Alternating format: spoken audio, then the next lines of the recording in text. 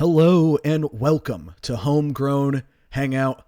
I'm your host, Homegrown, and today I am live with you, and we are talking to the host of the Three Lefts show, and let's bring him in. I'm your wingman. Yeah. I'm your wingman today. Hey, it's I'm the your reverse. wingman. We're gonna do this once a week, hopefully. Yeah. I like it. As you are on my show once a week. Yeah, And we're then I'm each also other's doing my sidekicks. Yeah, exactly. That's the way. That's true camaraderie. Exactly. There's no heroes. Eh, Only sidekicks. I could not have said it better myself. So today I kind of want to get into an article that I've already posted on my page, but I didn't read it. I saw the headline, and the headline was enough to repost it because that's the era that we live in right now. And it's disgusting, but it's what we have to make do. And I have two articles. I posted both of them. Since I've posted them, I have read them, and I do really like them, which is why I wanted to talk to them and talk to them with you, Dan. So they are a very interesting juxtaposition. And I guess the first one I want to read to you is that Google employees have announced the creation of a union. Now, Union. This is so. For those of you who don't know why we are celebrating this, unions are the way that workers are able to come together and collectively act on behalf of their interests as opposed to the interests of those who employ them. Now, Google That's the 101. is a very powerful monopoly. It is effectively a monopoly at this point. And it's workers coming together. It is probably a petite bourgeoisie union, if I'm being honest. But I'd say that it's good enough for me. Or good enough for now. Let's take a look. Let's think about Right. what it would mean for say we don't have a lot of major industries that are unionized. The True. car industry is maybe one of them, and when you think about what power the car industries had when, say, the car industry needed to be bailed out, and the kind of way they're managed, they have very little power. It seems. It's just more trucks. Yep. Are they sending off? Are they okay with all this? I mean, this is what you mean by petite bourgeois unions. That they are more part of management and they're not adversarial. Perhaps any new union made after the year 2000 or 2012 or '08 will be more adversarial and have that kind of character. That's something that we'll see with time, I suppose. Interesting. I hadn't. Thank you for providing that perspective. I didn't really know about that.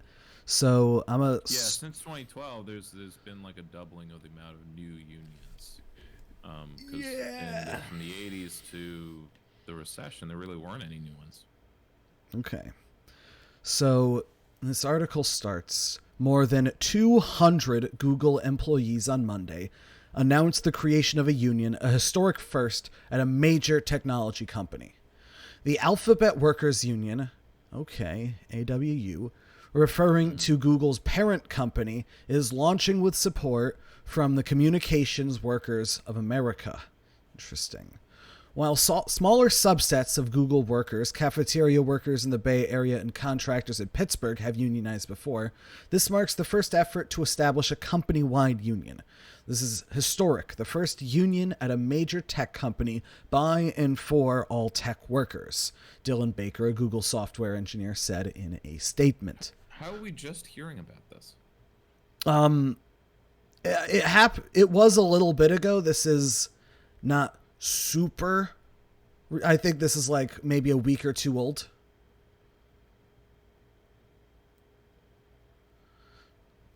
This is historic. the first, I get right that. We elect representatives. We will make decisions democratically. We will pay dues, and we will hire skilled organizers to ensure all workers at Google know they can work with us if they actually want to see their company reflect their values. Google workers have some history of collective action. In 2018, thousands of workers signed a petition protesting Project Maven, a contract to help the Department of Defense track individuals in video footage captured by drones. The pressure campaign was ultimately successful as the contract was terminated. Google later that year announced it would end its practice of forced arbitration after 20,000 workers staged a walkout critical of the company's handling of sexual misconduct. In recent months, in recent months, the company has also come under fire for the dismissal of Timnit Gebru, a top artificial intelligence researcher at Google and one of the few women of color in the field. Thousands of Google employees signed a petition protesting her departure. The National Labor Relations Board last month faulted Google for allegedly illegally firing 2 workers who were organizing against the company moving.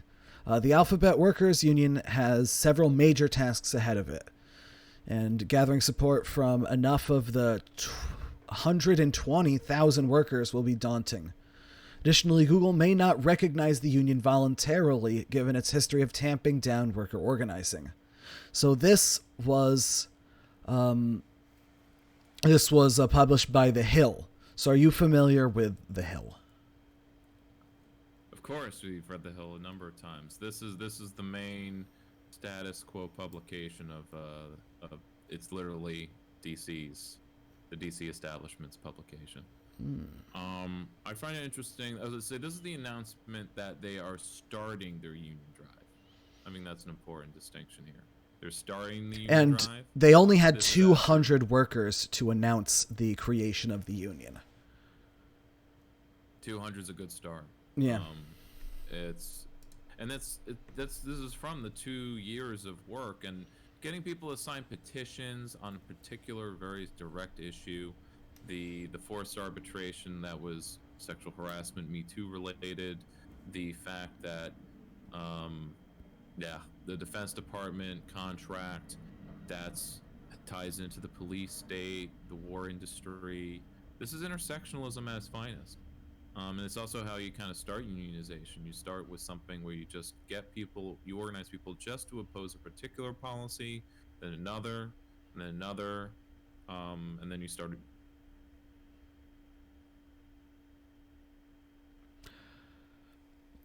Dan cut out there for a second, but while he sort of returns, I guess I will start out with my second article that I've prepared. Now, this one juxtaposes the first in a way that maybe is not initially obvious.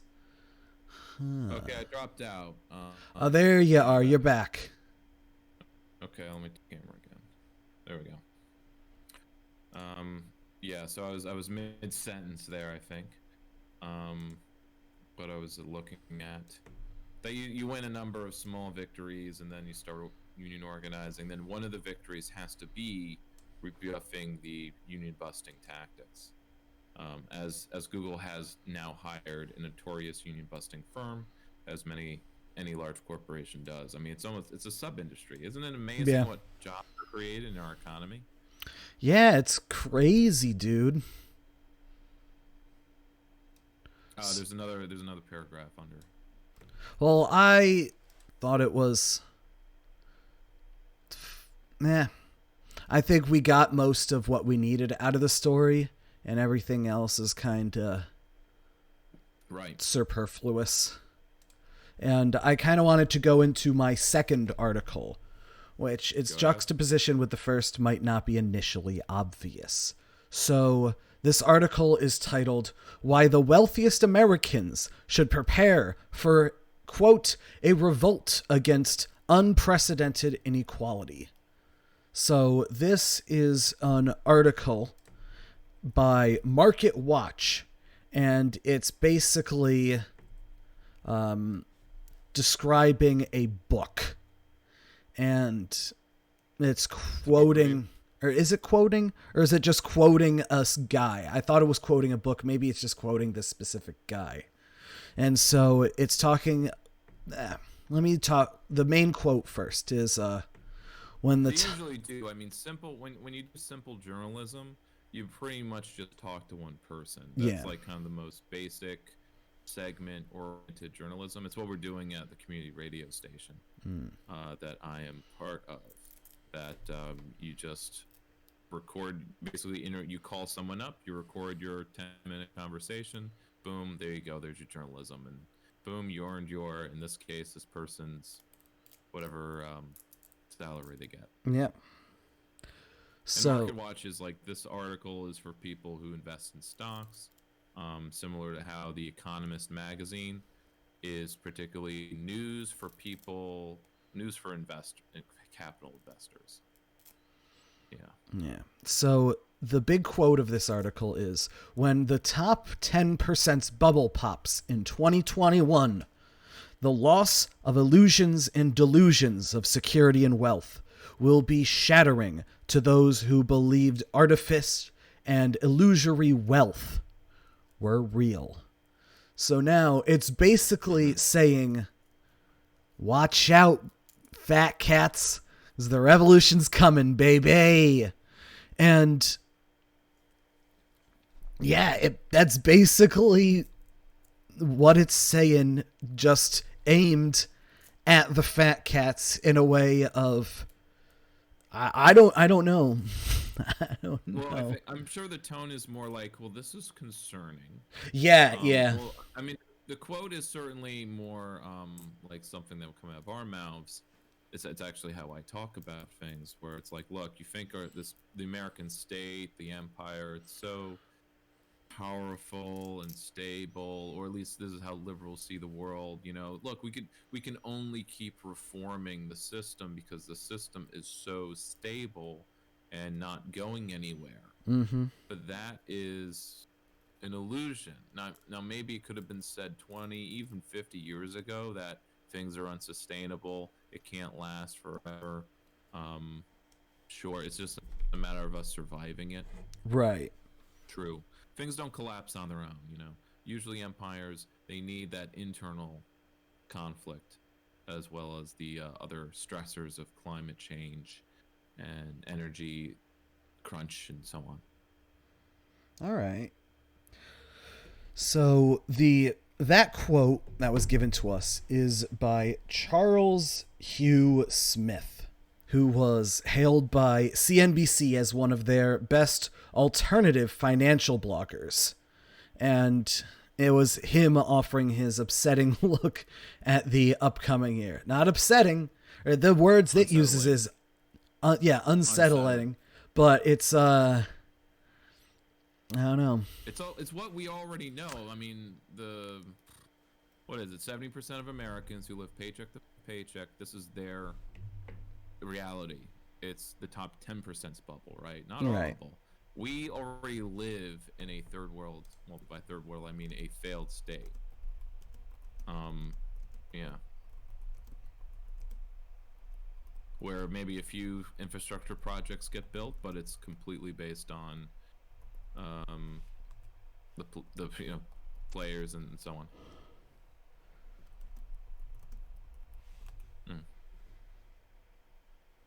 So yeah, oh come on. I have figured out a setup of, I'm doing a screen grab of you on full screen, and then I can have the app pick up just the window of you, and then if I put my article that I'm reading in in my other window or on my other display, I can full screen you, then I can put it over it and it still only catches you, and I can read the thing over the thing being recorded. It's pretty neat. On your one monitor, you mean? Well, on my two monitors. Okay. I mean, because in your layouts in the setup for this, yeah, you can put me in the feed, the the window with the article in it, Right. and so on.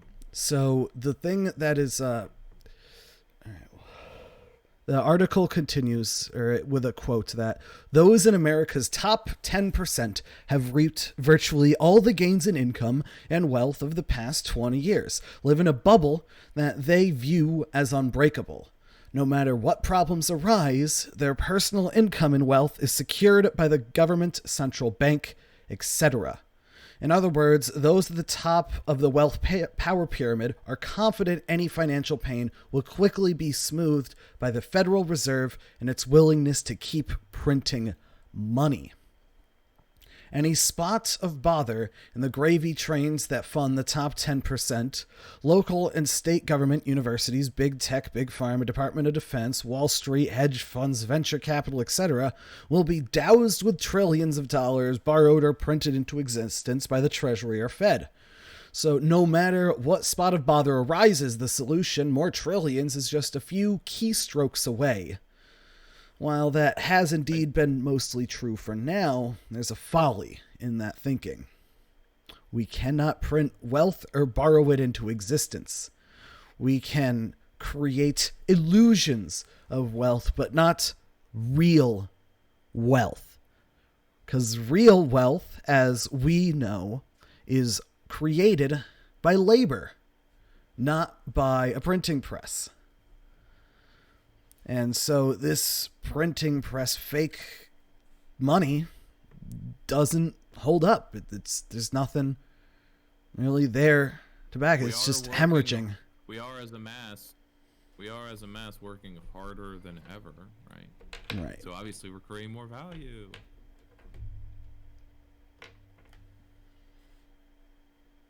So it goes on to say, soon, he says, the bottom 90% will demand fairer distribution of wealth and a system that functions for the greater good instead of parasites and leeches further lining their pockets. I'm surprised to be reading this on Market Watch. This is pretty awesome. Not only will their lifeboats prove unstable, every level of government will come after whatever is left as taxes, as will soar on virtually every form of income and wealth. He goes on to explain, the comfortable are about to experience some of the discomfort that is everyday life for the bottom 60 and an increasing percentage of the next 30 who will aspire to fantasies of middle-class security. As it stands now, such a reckoning in the stock market will have to wait. The Dow Jones looks to be the magic line. It ends with the magic line appears to be fine. Go back and forget about this. Don't worry. The line says everything's okay. Line up, everything good. Line go up. Line up. Yeah. Line goes up. Line goes burr. That meme.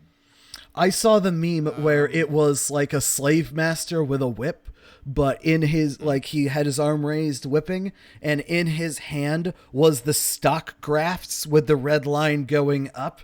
And it was, that is a real representation of what's going on.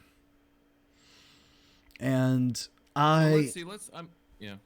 well, I would actually like to tie a neat little bow on this little segment, which I am about to publish to my channel. And give me 1 second. Let me bring in my special little guest.